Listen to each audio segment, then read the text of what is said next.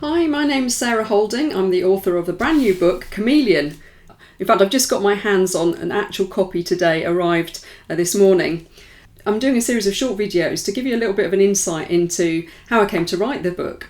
And the first one was about Atlantis, and the second one was about Sirius and the Dogon people. And today I want to talk about ideas to do with the title, really. The chameleon side of the title is not about a chameleon. It's about three people who are chameleonoid and who have different kinds of shape-shifting capabilities. And one of the things that they were bred to do was to have blue eyes. And the first time I kind of started thinking about this was when I read something that said that only recently have we discovered that we can trace all the people in the world who have blue eyes back to one or two individuals, possibly as long ago as 10,000 years ago.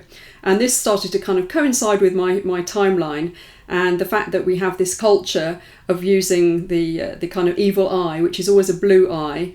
When you look at the different cultures around the world that have predominantly blue eyes, the Berbers, the Tuaregs and the Scandinavians, there's an interesting kind of geographical kind of patches where these occur.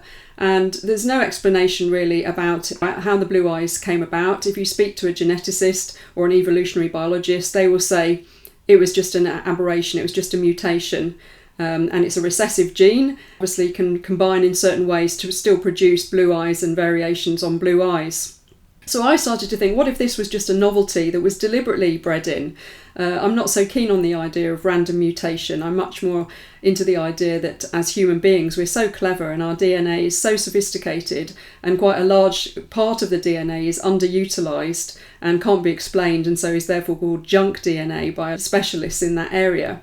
That the blue eye seems to have been such an attractive feature as well, that maybe it was bred into us deliberately. So that's what I have my genetic scientists, my research scientists do in the start of Chameleon. So the three characters, Cam, Mel and Leon, that's one thing that they all have in common. They all have blue eyes, but they also developed some other capabilities that were similarly bred into them, and their human DNA was actually adapted to give them some special capabilities which manifest in different ways and of course become useful as the novel progresses. So I don't want to give away any spoilers, but I do think that the whole idea about our genetic evolution is a very interesting one, because one of the things that they've said is that it tends to go logically from general to specialist. And if you look at our supposed transition from early primates into upright Homo sapiens sapiens, that there would need to be a degree of specialisation. But actually, we've remained generalists in terms of our body shape and our capabilities and so on. No more specialised than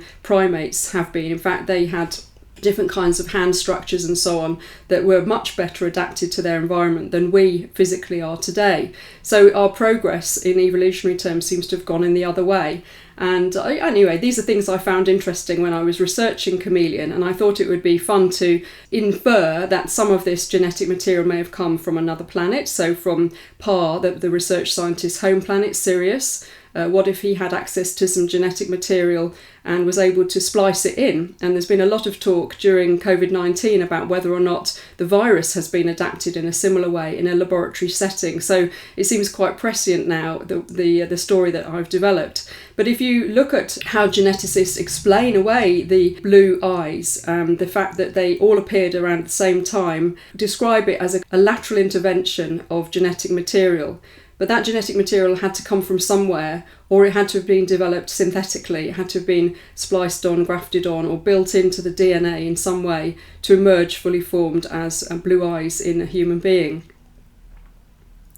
So I hope you found that interesting. I'm going to be doing a whole series of other videos on a daily basis, putting them up on my Instagram feed, on Facebook and on my YouTube channel. So do subscribe, do follow me, because you'll get notifications then to see the next ones. And I've got some really fascinating topics to discuss with you. And of course you can pre-order my book now from Amazon and all the other online retailers, and you can get signed copies if you order them, especially from my website, sarah-holding.com. Leave me a comment below, and I'd love to hear what your thoughts are on the whole business of blue eyes and genetics and genetic modification.